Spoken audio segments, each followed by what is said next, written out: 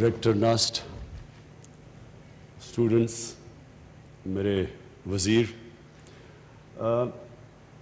میں سب سے پہلے تو اپنی خوشی کا اظہار کرنا چاہتا ہوں کہ میرے دسمبر میں آنے سے اور اب تک ایک کم از کم نسٹ نے وہ چیز پروڈیوس کی جو بڑی بنیادی چیز ہے۔ دنیا میں سب سے زیادہ اور پاکستان میں بھی جو لوگ مرتے ہیں وہ ہارٹ ڈیزیز سے مرتے ہیں، اور انفارچونیٹلی وہ بڑا مہنگا علاج ہے۔ تو اس کی ایک تو آپ نے یہ جو آج سٹینٹس لوکلی پروڈیوس کیے اور جو اس کی بہت بڑا پرائس ڈفرینشل ہے، ایک تو یہ کام کیا کہ آپ نے ہمیں ہمارا فارن ایکسچینج بچایا، اور دوسرا کہ موقع دیا کہ اور زیادہ غریب مریضوں کا جن کو ہارٹ ڈیزیز ہے ان کا ہم علاج کر سکیں۔ تو یہ بہت خوش آئند چیز ہے۔ میں دو چیزیں پہلے کہنا چاہتا ہوں، اور اسٹوڈنٹس آپ سے اس کے بعد جو میں آپ سے جو بات کرنا چاہتا ہوں ہیومن پوٹینشیل پہ، یہ سب کچھ ریلیٹڈ ہے۔ جو پرابلم پاکستان کا سب سے بڑا پرابلم میں فیس کرتا ہوں وہ ایک مائنڈ سیٹ ہے۔ تبدیلی پہلے ذہن کے اندر تبدیلی آتی ہے، پھر زمین پہ آتی ہے۔ ہمارا جو مائنڈ سیٹ جب سے یہ 2 سال میں دیکھ رہا ہوں، جو ہمارے گورنمنٹ کے ادارے بن چکے ہیں، جس طرح ہماری گورنمنٹ فنکشن کرتی ہے، وہ ایک بالکل کوئی کنیکشن نہیں ہے کہ پاکستان نے جانا کس طرف ہے، گورنمنٹ کا کیا رول ہے، گورنمنٹ کے ڈفرینٹ اداروں کا آپس میں کیا کوآرڈینیشن ہونی چاہیے۔ یہ سب کچھ فریکچر ہو چکا ہے، اور اس کی سب سے بڑی وجہ یہ ہے کہ جو ایک نیشن اپنا ویژن طے کرتی ہے کہ ہم نے جانا کدھر ہے، وہ ویژن بلر ہو چکا ہے، اس میں کلیئرٹی نہیں ہے۔ اور جب اس میں کلیئرٹی نہ ہو تو جو پھر ایک گورنمنٹ کے ادارے ہیں ان کے اندر بھی پھر کلیئرٹی نہیں رہتی۔ دیکھیں سب سے بڑا پرابلم ہمارا اس وقت کیا ہے، جو اگر میں ایک پرابلم بتاؤں جو سب سے بڑا ہمارا پرابلم یہ ہے کہ کبھی بھی کوئی ملک آگے بڑھ ہی نہیں سکتا جس کی جب 2 سال پہلے ہمیں گورنمنٹ ملی تو 60 ارب ڈالر کی اس کی امپورٹس ہوں اور اس کی ایکسپورٹس 20 ارب ڈالر کی ہوں، اور 20 ارب ڈالر بھی 25 ارب ڈالر سے 20 ارب ڈالر پہ آئی ہو، یعنی امپورٹ کم ہو گئی، ایکسپورٹ کم ہو گئی ہو پہلے سے۔ کوئی دنیا میں ملک ترقی نہیں کر سکتا کیونکہ آپ کی ویلتھ جنریشن ہی نہیں ہوتی۔ جب آپ کے ملک سے زیادہ ڈالرز باہر جا رہے ہوں اور ملک میں کم ڈالرز اندر آ رہے ہوں تو ملک کبھی خوشحال ہو ہی نہیں سکتا۔ ہر تھوڑی دیر کے بعد ہمیں آئی ایم ایف کے پاس چلے جانا پڑتا ہے۔ کیوں آئی ایم ایف کے پاس جاتے ہیں؟ کہ ہمارے پاس ڈالر کی کمی ہو جاتی ہے، ہمارے ریزروز ختم ہو جاتے ہیں۔ ریزروز نے ختم ہونا ہی ہے جبکہ آپ 40 ارب ڈالر ٹریڈ گیپ جس ملک میں ہو، وہ پریشر تو ریزروز پہ پڑے گا، فورن ایکسچینج ریزروز پہ۔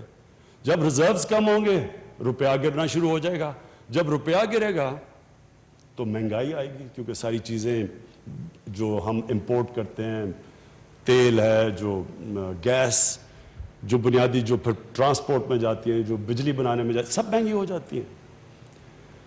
پام آئل امپورٹ کرتے ہیں ہم، گھی مہنگا ہو جاتا ہے، دالیں آج کل امپورٹ، وہ سب مہنگی ہو۔ جب آپ کا روپیہ گرتا ہے تو وہ ملک غریب ہوتا جاتا ہے۔ تو سب سے پہلی چیز یہ کہ اگر ہم نے ملک کو ڈیولپ کرنا ہے تو زیادہ ڈالرز کو اندر آنا چاہیے ملک کے بنسبت باہر جانا چاہیے۔ تو چائنا کی جو ڈیولپمنٹ ہوئی ہے وہ کیوں ہوئی؟ کیونکہ چائنیز لیڈرشپ نے کانشیسلی فیصلہ کیا کہ ہم نے اپنی ایکسپورٹس کو ترجیح دینی ہے، اور انہوں نے جیسے جیسے اپنی ایکسپورٹس بڑھاتے گئے ان کی دولت بڑھتی گئی، اور انہوں نے ایک گورنمنٹ، پھر ساری جو گورنمنٹ تھی اس ساری گورنمنٹ کا کام تھا ایکسپورٹس بڑھانا، اپنے اندر ملک میں زیادہ ڈالرز لے کے آنے۔ جب ترکی میں پرائم منسٹر اردوغان آئے، تب پرائم منسٹر تھے، تو ترکی کا بالکل ہمارا حال تھا۔ وہاں بھی ان کو ہر تھوڑی دیر کے بعد آئی ایم ایف کے پاس جانا پڑتا تھا، ادھر بھی ان کی ڈیموکریسی ڈسرپٹ ہوتی رہتی تھی۔ تو پرائم منسٹر اردوغان نے جو ترکی کی تبدیلی لے کے آئے، انہوں نے پلان کر کے اپنی ایکسپورٹس بڑھائیں، سارے ملک کو لگایا کہ بار بار انہوں نے کہا کہ ہماری، میں نے خود ان کی تقریریں سنی کہ ہماری 3 ٹاپ پرائیورٹیز ہیں، ایکسپورٹس، ایکسپورٹس اور ایکسپورٹس. تو ہم نے تو کبھی کسی سے یہ نہیں سنا کہ آج اگر ہمارا وہ ملک جو سب سے 60s کے اندر ایکچولی ہماری ایکسپورٹس بڑھ رہی تھی، 60s کے اندر پاکستان کا ڈائریکشن ٹھیک تھا، انڈسٹریلائز ہو رہا تھا پاکستان، لیکن 70s کے اندر ایک ڈفرنٹ مائنڈ سیٹ آ گیا، وہ بھی کنفیوز مائنڈ سیٹ کہ سوشلزم، اسلامک سوشلزم، اس کے اندر انہوں نے 22 فیملیز کا نام لے لیا کہ جی ساری دولت 22 فیملیز کے پاس چلی گئی ہے. تو اس کا مقصد یہ ہونا چاہیے تھا کہ 22 فیملیز سے ری ڈسٹریبیوشن کرواتے ہیں، اس کا جو بھی پروفیٹیئرنگ کو ختم کر کے پروفٹ میکنگ کو اٹریکٹیو کرتے تاکہ اور انویسٹر آتے، 22 کی جگہ اور فیملیز ہو جاتی، لیکن وہ پیسہ جو ان سے ویلتھ کریشن ہوتی ہے وہ پھر نیچے جاتی، تو نیچے سے لوگوں کو اوپر اٹھاتے، جو چائنا نے کیا ہے. بدقسمتی سے وہ مائنڈ سیٹ آ گیا، نیشنلائزیشن آ گئی، ہماری جو ساری انڈسٹرائز ہو رہا تھا پاکستان اس کو چوک کر دیا، اور آج تک پاکستان اس مائنڈ سیٹ سے نہیں نکلا. تو یہ جو آپ نے، یہ ایک بڑا اچھا سٹیپ ہے کہ ہم نے فیصلہ کیا کہ ہم اپنے سٹینڈز بنائیں گے. ہم ان دنیا میں کم ملک ہیں جو کہ اپنے اب سٹینڈز بنا رہے ہیں، اور ایکچولی جو ملک نیوکلیئر ٹیکنالوجی ڈیولپ کر سکے تو اس کے لیے تو اور بہت چیزیں آسان ہونی چاہیے تھی، لیکن یہ فریکچر تھا. ہماری ڈیفنس پروڈکشن کئی دفعہ ایک جو نیوکلیئر ٹیکنالوجی ڈیولپ کر رہی تھی اس کی کوئی پرائیویٹ سیکٹر سے کنیکشن نہیں تھی. امریکہ کے اندر جو ساری گروتھ ہوئی ہے پرائیویٹ سیکٹر میں وہ کنیکٹ ہوئی ہے ان کی ڈیفنس پروڈکشن سے، اور ملے ہوئے ہیں وہ اکٹھے، تو وہ پاس آن کرتے ہیں ایک دوسرے سے، گین کرتے ہیں. تو ہمارا کوئی کنیکشن نہیں تھا. پھر دوسرا کہ جو انڈسٹری کی اور جو ایکیڈیمیا کی جو لنکیجز تھی وہ بھی نہیں تھی، کیونکہ ساری دنیا میں یہ کنیکٹڈ ہوتے ہیں. آکسفورڈ یونیورسٹی میں انڈسٹریز کنیکٹڈ ہوتی ہیں ویریس کالجز سے اور فیکلٹیز سے، اور اسی طرح پھر وہ دونوں ایک دوسرے کو بینیفٹ کرتی ہیں. یہاں ہم گریجویٹس پروڈیوس کرتے ہیں، وہ بیچارے بے روزگار پھر رہے ہوتے ہیں کیونکہ کنیکشن ہی نہیں ہے ان کا انڈسٹری کے ساتھ یا جو پاکستان کی نیڈز ہیں. تو یہ بھی دوسری چیز بہت صحیح ڈائریکشن کے اوپر آپ نکل گئے ہیں، کیونکہ جس طرح فواد چودھری نے کہا، اصل چیز تو ایک ملک کبھی بھی صرف کاٹن بیچ کے، یا جس طرح ملیشیا ایک وقت پہ پرائمری پروڈکٹس ربر اور ٹن بیچ رہا تھا، اس سے تو کبھی وہ ایک قوم نہیں اوپر جا سکتی. قوم تو جب ویلیو ایڈ کرتی ہے اپنے پروڈکٹس پہ تو تب اوپر جاتی ہے. تو چھوٹا سا سنگاپور اگر اس کی 300 ارب ڈالر سے زیادہ ایکسپورٹس ہیں اور ہم 22 کروڑ کے لوگ اور ہماری 25 ارب ڈالر کی اگر ایکسپورٹس بھی ہیں، تو اس میں ایک بڑا غلط ڈائریکشن پہ پاکستان نکلا ہوا تھا. تو اب یہ اس کو ڈائریکشن کو ٹھیک کرنا ہے اور مائنڈ سیٹ کو ٹھیک کرنا ہے. جو ہمیں چیلنج آ رہا ہے گورنمنٹ ڈپارٹمنٹس کو بتانا ہے کہ آپ کا کام ہے کہ اس ڈائریکشن پہ جو بھی ایکسپورٹ انڈسٹری، جو بھی ایکسپورٹس کی طرف جا رہا ہے، جو انڈسٹریلائز پاکستان کو کرنا چاہتا ہے، ویلتھ کریشن کی طرف جاتا ہے، ساری گورنمنٹ ڈپارٹمنٹس کو اس کی مدد کرنی چاہیے. ایف پی آر کو مدد کرنی چاہیے. جو باقی ہماری جتنے بھی جس کو ریڈ ٹیپ کہتے ہیں، وہ بجائے ان کی مدد کرنے کے رکاوٹیں ڈال دیتے ہیں ان کے راستے میں، کیونکہ مائنڈ سیٹ ابھی تک وہی سوشلسٹ مائنڈ سیٹ ہے کہ پروفٹ میکنگ کو کرائم سمجھا جاتا ہے. وہ 70s میں مجھے ابھی بھی یاد ہے کہ جو 70s کے پولیٹیشنز تھے ان میں ایک ہمارے ساتھ بھی آئے. ہم نے جب پارٹی شروع کی تو مجھے وہ یاد ہے، وہ اپنی تقریر شروع ہی کرتے تھے جاگیردار کو پہلے برا بھلا اور اس کے بعد سرمایہ کار کو برا بھلا. تو اگر سرمایہ کاری نہیں ہوگی، انویسٹمنٹ نہیں ہوگی، تو ملک آگے کیسے بڑھے گا، ویلتھ کریشن کیسے ہوگی؟ جو ہمارا گورنمنٹ کی جو ہم کوشش کر رہے ہیں، آپ مائنڈ سیٹ چینج کر رہے ہیں کہ ویلتھ کریشن، ایک ملک کے اندر انویسٹمنٹ ہو، بزنس چلے، باہر سے لوگ آئیں. جو ہمارے سب سے بڑا پاکستان کا ساسا اوورسیز پاکستانی ہے. لوگ اس چیز کو سمجھتے نہیں ہیں کیونکہ لوگوں کا انٹریکشن ان سے نہیں ہے. میرا سب سے پرانا انٹریکشن اوورسیز پاکستانی سے. جب میں کرکٹ کھیلتا تھا تب میں جب دنیا میں جاتا تھا تو پاکستانی آتے تھے جو وہاں باہر بیچارے، وہ سب سے زیادہ پیٹریوٹک پاکستانی ہے. وہ جب باہر جاتا ہے ملک، جب باہر کے معاشرے میں جب وہ رہتا ہے تو اس کو اپنے ملک کی زیادہ قدر ہو جاتی ہے. اور خاص طور پہ اب جو اسلاموفوبیا باہر، ان کو تو اور زیادہ قدر ہے پاکستان کی. ہم تو وہ خوش قسمت ملک ہیں، اگر ہم اپنی انوائرمنٹ ٹھیک کر دیں، اگر ہم ریسیپٹیو ہو جائیں، تو سب سے زیادہ اس ملک کو جو بینیفٹ کرے گا وہ اوورسیز پاکستانیز ہیں. ان کا سکلز ہیں، ان کے پاس ہر چیز میں ایکسپرٹیز بیٹھی ہوئی ہے باہر، زبردست انٹرپرنرز باہر بیٹھے ہوئے ہیں، ہر ایریا میں پروفیشنلز بیٹھے ہوئے ہیں. ہم نے صرف ایک ملک میں ماحول پیدا کرنا ہے تاکہ وہ واپس آئے. اور بدقسمتی سے جب ہماری گورنمنٹ شروع میں آئی تو مجھے بڑی افسوس ہوا کہ ہم وہ ماحول نہیں پیدا کر پائے. ایک دم آ گیا کہ جی یہ ڈیول نیشنل ہے، یہ تو جس طرح کوئی غدار ہو گیا. بھئی وہ ڈیول نیشنل کیوں بنا ہے؟ کیونکہ پاکستان کا بدقسمتی سے ہم نے اپنی فورن پالیسی اتنی بری طرح کنڈکٹ کی، ہمارا امیج اتنا برا تھا کہ ہر پاسپورٹ ٹریول کرنا مشکل ہو گیا تھا. تو ہم ان کو اس چیز پہ یہ نہ سمجھے، وہ لوگ ترستے ہیں پاکستان کے لیے، اور ان کے لیے صرف ہم نے ان کے لیے ہم نے صرف ایک انوائرمنٹ کریٹ کر دی ہے. اور جو ان کے پاس کیپٹل ہے، جو انویسٹمنٹ ہے، کسی کو یہاں اندازہ نہیں ہے کہ جس طرح کی وہ انویسٹمنٹ کر سکتے ہیں اس ملک کے اندر. اس کے بعد ہماری جو لنکیج ہے چائنا کے ساتھ، وہ ہمارے لیے بہت بڑی، اس ملک کے لیے بہت بڑا ایسٹ ہے. لیکن نمبر 1 ہمارا ایسٹ اوورسیز پاکستانی ہے. اور اس کے لیے پھر سے میں کہتا ہوں کہ ساری گورنمنٹ ڈپارٹمنٹس کو ہم جو اب کوشش کر رہے ہیں مائنڈ سیٹ چینج کرنے کا، کہ جب تک ہم اس ملک میں اپنی ایکسپورٹس بڑھائیں گے نہیں، جب تک کہ ہم یہ جو سٹینڈس امپورٹ سبسٹیوشن نہیں کریں گے، اپنے ڈالرز نہیں بچائیں گے، جب تک ہمارے پاس ایک ڈالر کا سرپلس نہیں ہوگا، ہم تو پھر اسی وشس سائیکل میں ہر تیسرے سال کے بعد IMF کے پاس جانا پڑے گا، کیونکہ ہماری امبیلنس ہو جائے گا، ٹریڈ امبیلنس یا کرنٹ اکاؤنٹ امبیلنس.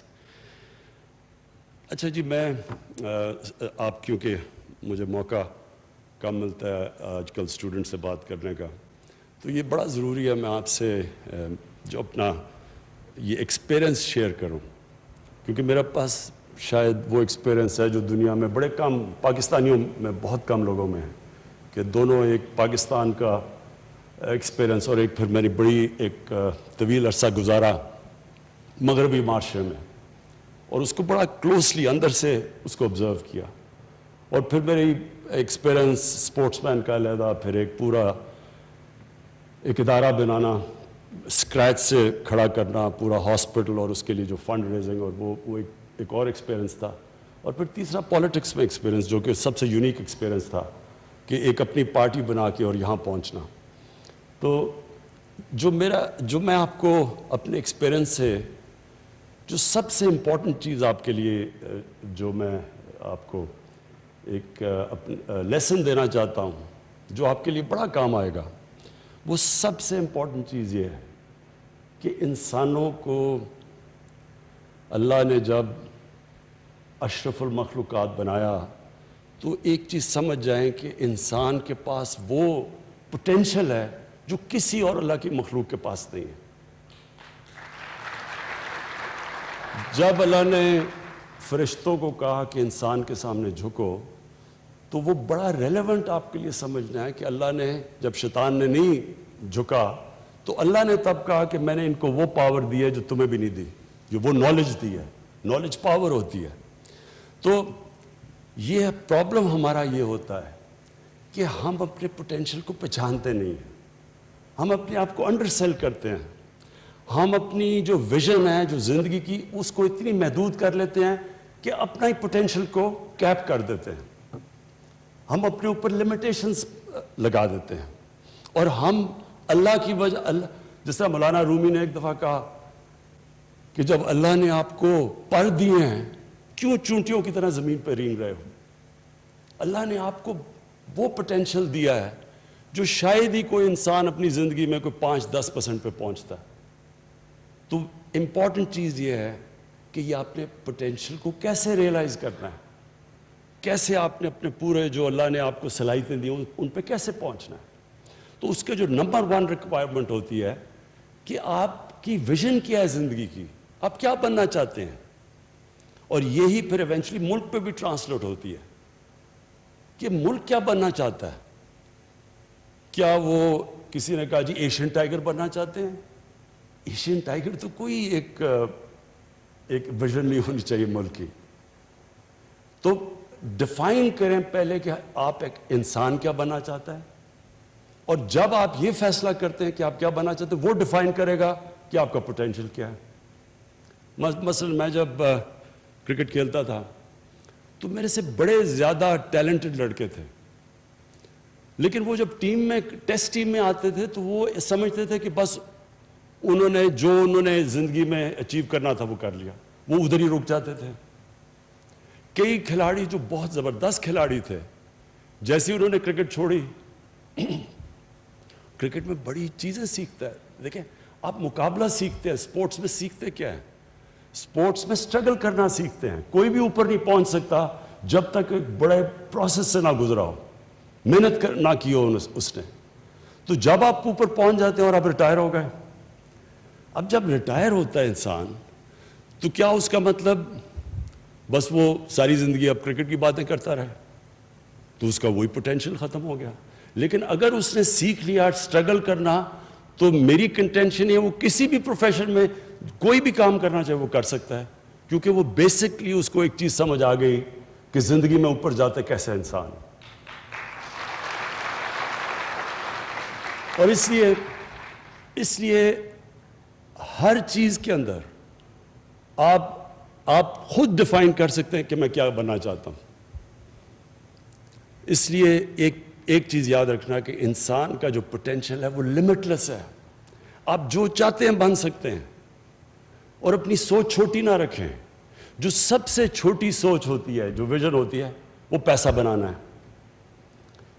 میں اپنی زندگی میں بڑے قابل، اپنی یونیورسٹی میں بھی ملا، ایچ ایس این میں بھی بڑے قابل لڑکے تھے، لیکن وہ کیوں زیادہ اوپر نہیں گئے؟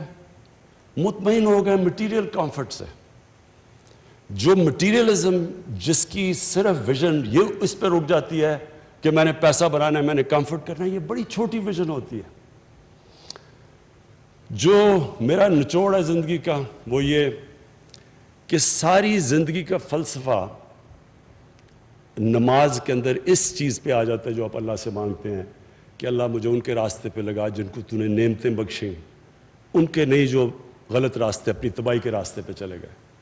یہ جو اللہ کہتا ہے نا 5 وقت نماز پڑھو، یہ بھی بائی دا وے میں نے بڑی لیٹ اپنی زندگی میں اس چیز کو سمجھا. یہ ہے زندگی کا آپ کا فلسفہ. کیونکہ جب آپ اس کے اوپر غور کریں گے تو کس کو اللہ نے نعمتیں بخشی؟ اپنے پیغمبروں کو. سب سے زیادہ جو ان کے حبیب تھے نبی صلی اللہ علیہ وسلم، ان کو نعمتیں بخشی. تو کیا ان کی زندگی آسان تھی؟ کمفرٹیبل زندگی تھی؟ بڑی مشکل زندگی تھی. جیسے ہی اللہ نے ان کو کہا کہ پیغام دو دنیا میں جا کے، تو جیسے ہی وہ اللہ کے پیغمبر بنے ان کی زندگی تو مشکل ہوتی گئی. تو کیا ہم وہ مشکل زندگی مانگ رہے ہیں؟ وہ ہے. اور اس کے اندر جو دوسری چیز اب آتی ہے کہ ہم سب کیا چاہتے ہیں زندگی میں؟ خوشی چاہتے ہیں نا. ہم جو بھی چیز ہم سمجھتے ہیں پیسہ بنائیں گے تو ہمیں خوشی مل جائے گی، ہم سمجھتے ہیں کہ شادی ہوگی، بچے ہوں گے، خوشی مل جائے گی. ہم خوشی ڈھونڈ رہے ہوتے ہیں نا. تو یہ کیوں اللہ نے کہا ہے کہ ہم صرف ایک چیز مانگے نماز میں، ان کے راستے پہ لگاؤ جن کو تو نے نعمتیں بخشی؟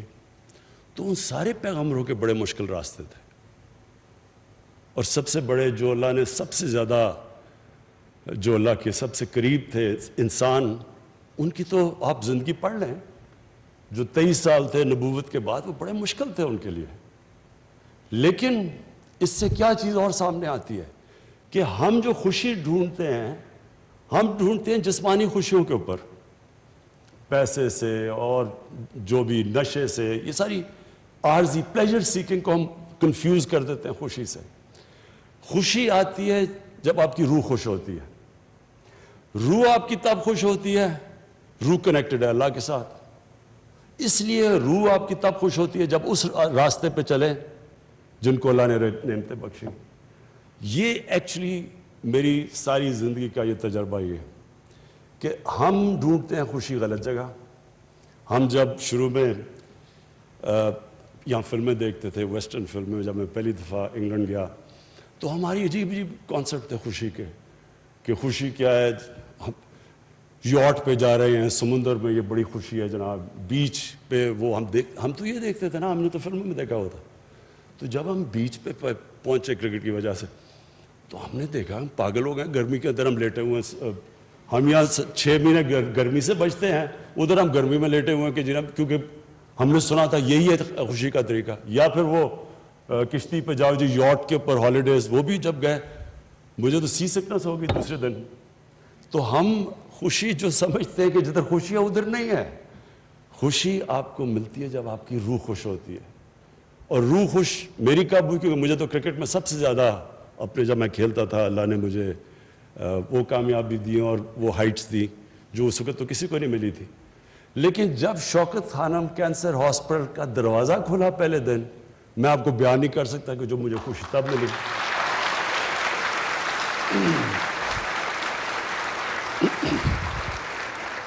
کہنے کا میرا مقصد یہ ہے کہ دیکھیں خوشی اللہ دیتا ہے، کیونکہ آپ کی روح جب خوش ہوتی ہے اس کا مطلب آپ صحیح راستے پہ ہیں. تو یہ یاد رکھیں کہ یہ جو ہم سارا وقت خوشی ڈھونڈتے ہیں وہ سارا فلسفہ ادھر ہے کہ اللہ ان کے راستے پہ لگا جن کو تو نے خوشیاں دی، ان کے نے جو غلط راستے پہ چلے گئے. یہ آپ کو قرآن بار بار کہتی ہے کہ سوچو، ڈیلیبریٹ کرو، جائزہ لو، اپنی زندگی کا دیکھو، ہر جگہ اللہ کے اشارے ہیں. جتنا آپ اس کے اوپر کانسنٹریٹ کریں گے کہ وہ آپ کو شو کرے گا کہ آپ کا راستہ کیا ہے، جو آپ کا قبلہ کیا ہے، زندگی کا مقصد کیا ہے. 2 چیزیں سائنس آپ کو کبھی نہیں بتا سکے گی کہ اس دنیا میں آنے کا مقصد کیا ہے اور جب ہم مرتے ہیں تو اس کے بعد ہمیں کیا ہوتا ہے. اس کی صرف اور صرف آنسر اللہ نے جتنے بھی دنیا میں اپنے مذہب دیے ہیں انہی کے اندر صرف آنسر ہے. کسی سائنس میں نہیں اس کی آنسر. اور وہ اس کے اوپر وہ سارا فلسفہ ختم ہو جاتا ہے اس چیز کے اوپر کہ اللہ ان کے راستے پہ لگا جن کو تو نے نعمتیں بخشی. آپ سب کے لیے جو سب سے امپورٹنٹ چیز ہے کہ آپ کی ویژن کیا ہے. یہ ڈٹرمن کرے گا آپ کا پوٹینشیل کتنا ہوگا، کدھر تک آپ دنیا میں پہنچیں گے. نمبر 2، جتنی آپ کی بڑی ویژن، اونچی ویژن ہوگی اتنی آپ کو مشکلوں کا سامنا کرنا پڑے گا. زندگی جب آپ سٹرگل کر رہے ہوتے ہیں اور جب آپ بڑی کسی بھی ویژن کی طرف جا رہے ہوتے ہیں، کبھی سٹریٹ لائن میں زندگی نہیں جاتی، ہمیشہ سائیکلز میں جاتی ہے. جو آپ کو آپ کی کامیابی وہ ڈپینڈ کرے گی کہ آپ دونوں اوپر اور نیچے سائیکل پہ آپ کیسے ریئیکٹ کرتے ہیں. جو اوپر کے سائیکل کے اوپر کمپلیسنٹ ہو جاتا ہے اس کا مطلب کہ اس کا نیچا سائیکل زیادہ ہو جاتا ہے. اور جو نچلے سائیکل کے اوپر جب برا وقت ہوتا ہے اس میں سیکھتا ہے، سول سرچنگ کرتا ہے، اپنی غلطیوں کا جائزہ لیتا ہے، پھر محنت کر کے پھر جب آتا ہے تو اس کا سائیکل وہ اور اوپر چلا جاتا ہے. اس طرح دنیا کی زندگی کی سٹرگل جاتی ہے. جو نچلے سائیکل کے اوپر ڈیمورلائز ہو جاتا ہے، بڑے بڑے بزنسز میں نے اپنی زندگی میں دیکھے، جب ان کو لاس ہوا، جب بزنس میں پرابلمز آئے تو انہوں نے شارٹ کٹ لے لی، انہوں نے فراڈ کر دیا بچنے کے لیے. تو جب آپ نچلے سائیکل کے اوپر ڈیمورلائز ہو جاتے ہیں، آپ کوئی فراڈ کرتے ہیں، وہ آپ کی زندگی کا پوٹینشیل ختم ہو جاتا ہے. اس کا مطلب کہ آپ اوپر نہیں واپس آ سکتے. تو جو نچلے سائیکل کے اوپر جب مشکل وقت ہوتا ہے اس میں صبر کرتا ہے. اللہ قرآن میں کہتا ہے کہ میں تمہیں بار بار آزماؤں گا. اللہ کی آزمائش بار بار آتی ہے. نبی صلی اللہ علیہ وسلم کے اوپر کتنی آزمائشیں آئیں، تو کبھی کسی نے آپ ان کی کتنی بھی لائف ہسٹری پڑھیں، کبھی کسی نے ان کو ڈیمورلائز دیکھا، کبھی کسی نے ان کو دیکھا کہ وہ ڈپریس ہو گئے. وہ ہر آزمائش کو لیتے تھے اللہ کی طرف سے، اور پھر جو مقام اللہ نے ان کو دیا، تو کسی نے بھی، آپ چاہے اسلام کے آپ مسلمان ہیں یا نہیں، دنیا کی تاریخ میں کسی انسان کو وہ مقام ملا نہیں، نہ مل سکتا ہے جو نبی صلی اللہ علیہ وسلم کو ملا. اور اس کی وجہ ہے، اور اسی لیے قرآن کے اندر ہمیں کہا گیا کہ ان کی زندگی سے سیکھو، ان کی سنت پہ چلو. یہ بھی بڑا امپورٹنٹ ہے آپ کے لیے سمجھنا.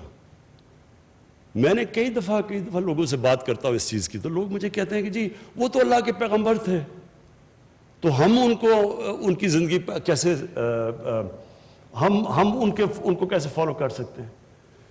قرآن نے اس لیے ہمیں کہا ہے، اللہ کو نہیں پتا وہ ان کے پیغمبر تھے، لیکن اللہ نے ہمیں کہا ہے کہ ان کی زندگی پہ چلو، ان کی زندگی سے سیکھو، ان کی سنت پہ چلو. مطلب اس کا یہ ہے کہ اگر آپ نے اوپر جانا ہے تو ان کی زندگی سے سیکھو، کیونکہ وہ ایک رول ماڈل ہے، ان کو اپنا رول ماڈل بناؤ. ہم ان کو صرف یعنی جو نیگیٹو سائڈ ہے سیکولرزم کی، ہم یہ کیا کر دیتے ہیں کہ اس کو دین کے اندر ساری نبی صلی اللہ علیہ وسلم کی زندگی اور قرآن کو دین کی طرف کر دیتے ہیں، اپنی زندگی کو علیحدہ کر دیتے ہیں. یہ ہمارا سب سے بڑا پرابلم ہے. وہ ہماری ڈیلی زندگی کے اندر لیسنز آتے ہیں. جتنی آپ ان کی زندگی اسٹڈی کریں گے، آپ کو ہر وقت زندگی کے اندر وہ ڈائلیماز ہوں گے. 5 وقت کی نماز کیوں ہے؟ کیونکہ دن میں، مجھے کئی دفعہ دن میں کتنی دفعہ ہوتا ہے کہ 2 راستے آ جاتے ہیں، اس راستے پہ جانا ہے یا اس راستے پہ جانا ہے. کئی دفعہ آپ کو یہ پرابلم، آپ کو ہر وقت جتنی آپ اسٹرگل کرتے رہیں گے، آپ کے سامنے 2 راستے آ جائیں گے. اور وہی ہوتا ہے آپ کی کامیابی یا آپ کی فیلئر کے راستے. وہی ہے کہ ان کے راستے جن کو نعمتیں بخشی، یا وہ راستے پہ چلے جاؤ جو آپ کی تباہی کا راستہ ہے. اور پھر ایک قرآن کی آیت ہے کہ کئی چیزوں کو جو آپ اچھا سمجھتے ہیں وہ آپ کے لیے بری ہیں، اور جن کو آپ برا سمجھتے ہیں وہ آپ کے لیے اچھی ہیں. اس پہ بھی جب آپ غور کریں گے تو آپ سمجھیں گے کہ ہمارے سامنے ہمیشہ ٹیمپٹیشن ہوتی ہے آسان راستہ لے لو. کئی دفعہ ٹیمپٹیشن آتی ہے کہ کون سٹرگل کرے سارا وقت، صبح اٹھو وہ سارے ڈاکو کٹھے ہو کے کبھی کچھ کریں کبھی کریں. آسان راستہ لے لو، کمپرومائز کر دو، ان کو معاف کر دو، ان کو NRO دے دو. آسان راستہ ہے، زندگی آسان ہو جائے گی. چپ کر کے آرام سے ہم بھی پارلیمنٹ میں تقریریں کریں گے، 3 سال گزر جائیں گے. لیکن یہ تباہی کا راستہ ہے. یہ یاد رکھیں کہ جو آپ کی بہتری کا راستہ ہے وہ ہمیشہ آسان نہیں ہوتا. اس میں بڑے فیصلے کرنے پڑتے ہیں، مشکل فیصلے کرنے پڑتے ہیں، اور وہی مشکل فیصلے آپ کو اوپر لے کے جاتے ہیں. تو آپ کو اللہ نے بڑی زبردست اپرچونٹی دی ہے. نسٹ کی جو بھی ریکٹر صاحب آپ نے باتیں کی، مجھے بڑی خوشی ہوتی ہے کہ ہماری ایک یونیورسٹی کوالٹی کی یونیورسٹی بن رہی ہے، اور اتنے تھوڑے ٹائم میں، کیونکہ 29 سال 30 سال تو کوئی زندگی نہیں ہے یونیورسٹی کی. اس کے اندر ایک ماشاءاللہ آپ کی سٹینڈرڈز آ رہی ہیں، آپ نئی چیزیں کر رہے ہیں، آپ ہوپ دے رہے ہیں ملک کو. آپ کو دیکھتے دیکھتے اب اور بھی یونیورسٹیز کوشش کریں گی، ان کی بھی لنکیجز انشاءاللہ ہم کریں گے انڈسٹری کے ساتھ، تاکہ وہ بھی محنت کریں اور وہ بھی اپنے ڈیولپ کریں، نئی چیزیں کریں. تو آپ ایک راستہ بھی دے رہے ہیں باقی ایکیڈیمک انسٹیٹیوشنز کو، اور مجھے یہ بڑی خوشی ہے. مجھے یہ بڑی خوشی ہے کہ یہ آپ یہ ٹریل بلیز کر رہے ہیں باقی ایکیڈیمک انسٹیٹیوشنز کے لیے. اور میں آپ کو یہ شور کرتا ہوں کہ ہماری گورنمنٹ پوری آپ کی سپورٹ کرے گی، ساری ایک ہائر ایجوکیشن کی، نالج اکانومی کی، بلکہ ایجوکیشن کی ہم پوری سپورٹ کریں گے. ہمارا جیسی ہمارے، اور انشاءاللہ ملک صحیح راستے پہ نکلا ہوا ہے، جیسے ہمارے فائنینشیل حالات بہتر ہوتے جائیں گے، جو ہم ویلتھ کریٹ کرنے کی کوشش کر رہے ہیں، جیسی ہماری ملک میں ویلتھ کریشن ہوگی، تو نمبر 1 پرائرٹی ہماری ہوگی نالج اکانومی کی طرف. اپنے ایجوکیشن کے اوپر، ہائر ایجوکیشن پہ، ریسرچ پہ ہم میکسیمم اپنی توجہ دیں، تاکہ وہ اتنا بڑا ہمارا پوٹینشیل ہے. ہمارا 2nd ینگسٹ پاپولیشن ہے، انٹرپرائزنگ لوگ ہیں ہمیں اگر ایکسپرٹیز چاہیے تو ہمارے اوورسیز پاکستانیز بیٹھے ہوئے ہیں، ہر قسم کی ہم ایکسپرٹیز اٹریکٹ کر سکتے ہیں واپس پاکستان میں. ہم نے جب شوکت خانم کینسر ہاسپٹل بنانے شروع کیا تو سب نے مجھے کہا نہیں بن سکتا، کیونکہ انہوں نے کہا ایک اسپیشلسٹ کینسر ہاسپٹل کے لیے آپ کو ایکسپرٹیز چاہیے، پاکستان میں نہیں ہے. جس طرح مڈل ایسٹ کے اندر جتنے بھی کینسر ہاسپٹلز ہیں ان کے اندر ایکسپرٹیز ساری باہر سے دنیا فورنرز آ کے کام کرتے ہیں. لیکن ہم کیوں بنا سکے؟ کیونکہ ہمارے پاس باہر ہر قسم کے ایکسپرٹس بیٹھے تھے, ڈاکٹرز بیٹھے تھے. جیسے ہی ہم نے ان کو انوائرمنٹ دی وہ پاکستان آ گئے اور انہوں نے وہ ایک کامیاب ہاسپٹل چلا دیا, جو کہ آج دونوں شوکت خانم کو ایک انٹرنیشنل ایکریڈیٹیشن ہے جوائنٹ کمیشن انٹرنیشنل کی. یہ دنیا میں سرٹیفائی کرتے ہیں ہاسپٹلس کی کوالٹی. تو 4 پاکستان میں ہاسپٹلز ہیں جو جوائنٹ کمیشن انٹرنیشنل کے سرٹیفائڈ ہیں. 2 ان میں سے شوکت خانم لاہور اور پشاور ہے.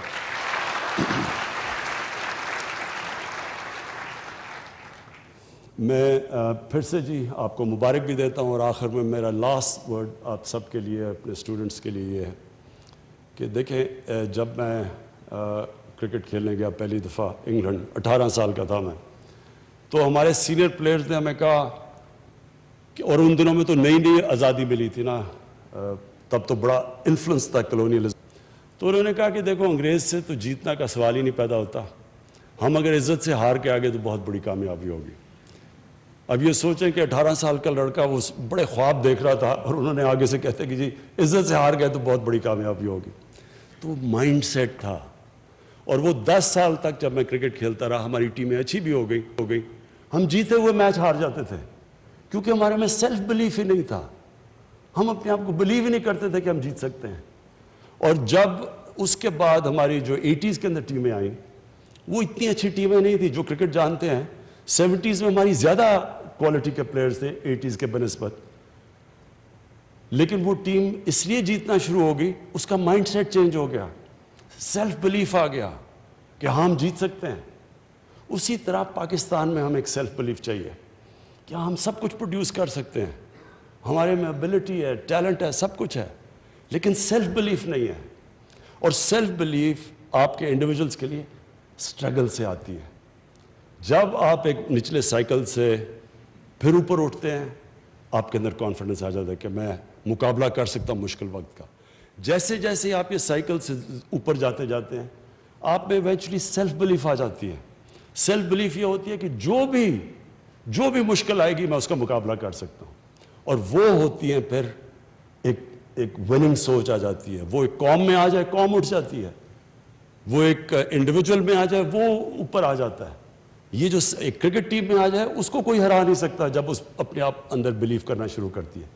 یہ ہماری کوشش کہ پاکستانیوں کا مائنڈ سیٹ چینج کریں, کہ اپنے اندر بلیو کریں کہ کوئی بھی ہم دنیا کا کوئی بھی ہمارے سامنے آئے ہم سب کا مقابلہ کر سکتے ہیں. بہت بہت شکریہ. وزیر اعظم عمران خان نسٹ یونیورسٹی کی تقریب سے خطاب کر رہے تھے. انہوں نے کہا کہ پاکستان سمیت دنیا میں سب سے زیادہ لوگ دل کے امراض سے مرتے ہیں. پاکستان میں اسٹینٹ کی تیاری ایک خوشائن چیز ہے. مقامی سطح پر کارڈیک اسٹینٹ کی تیاری ہم میں اہم پیش رفت ہے. ماضی میں حکومتی کردار اور ڈائریکشن کا فقدان تھا. انہوں نے کہا کہ ڈالر زیادہ باہر اور ملک میں کم آئیں تو کوئی ملک خوشحال نہیں ہو سکتا. ساتھ ہی ساتھ انہوں نے کہا کہ ترقی کے سفر میں منزل اور سمت کا تعین بہت ضروری ہے. تجارتی خسارہ معیشت پر بہت بڑا بوجھ ہے. عمران خان کی جانب سے کہا گیا کہ ہر کچھ عرصے بعد ہمیں IMF کے پاس جانا پڑتا ہے. بدقسمتی سے اداروں میں کوارڈینیشن کی کمی نظر آئی ہے. انہوں نے کہا کہ ڈالر کم آئیں گے تو روپیہ کرے گا اور گرے گا بھی, اور پھر مہنگائی بھی ہوگی.